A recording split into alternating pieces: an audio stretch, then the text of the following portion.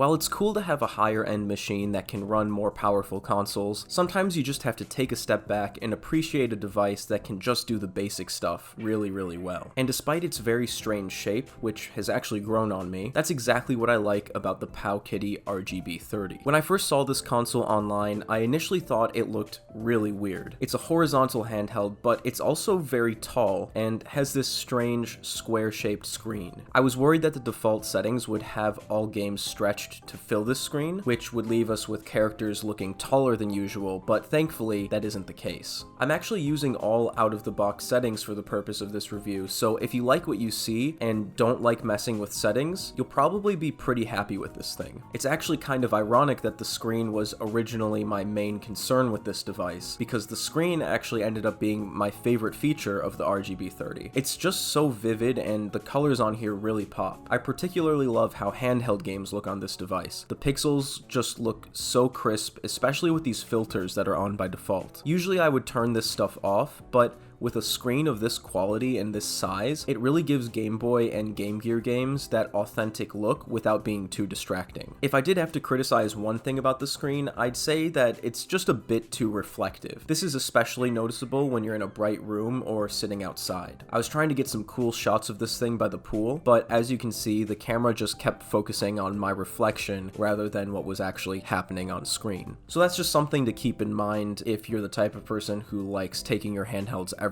with you. It's not really an issue if you're someone like me who pretty much exclusively plays inside. Alright, so those are my thoughts on the screen, so now let's talk about how this thing actually feels to play games on. I haven't been the biggest fan of Powkiddy devices in the past, and well, this one has some definite pros and cons. Despite its strange, chunky shape, I found it surprisingly comfortable to hold. It isn't too heavy, but it's also not so light that it feels cheap. The buttons feel alright for the most part, but I can definitely say I'm not a fan of this D-pad at all. It has that issue where it's constantly registering diagonal inputs, even if you're clearly holding in one direction. It's honestly really annoying, and it's the same issue that I have with the D-pad on the Nintendo Switch Pro controller. So if you've ever used one of those, you'd probably know what I'm talking about. As for what consoles this device can handle, it's the same story as pretty much all of the budget handhelds in this price range. Everything from the original Nintendo to PlayStation 1 run absolutely fine, but Nintendo 64, of course, runs poorly. PSP, Dreamcast, and Nintendo DS are all technically playable on here, but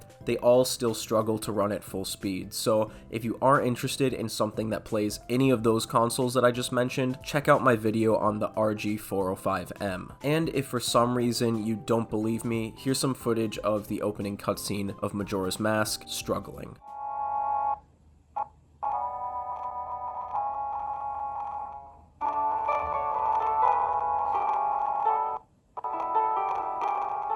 Just absolutely struggling. Poor thing.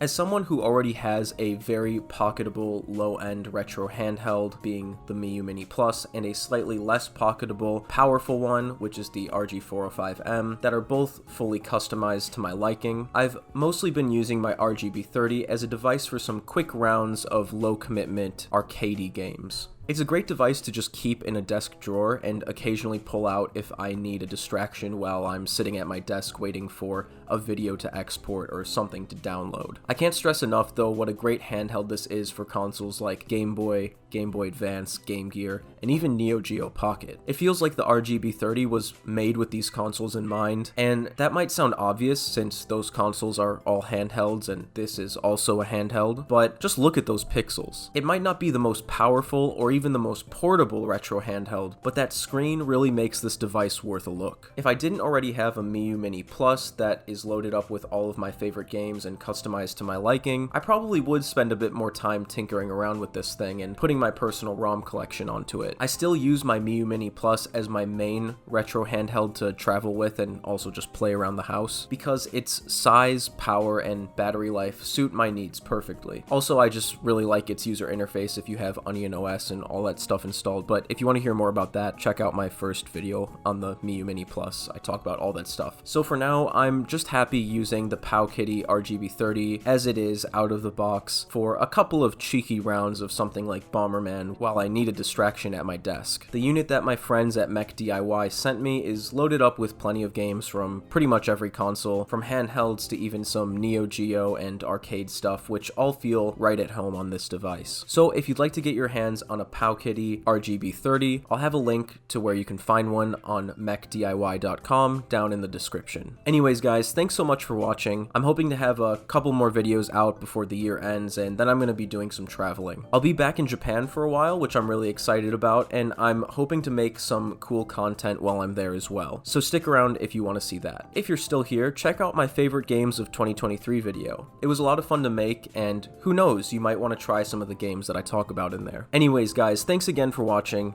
and I'll see you in the next one. Take care.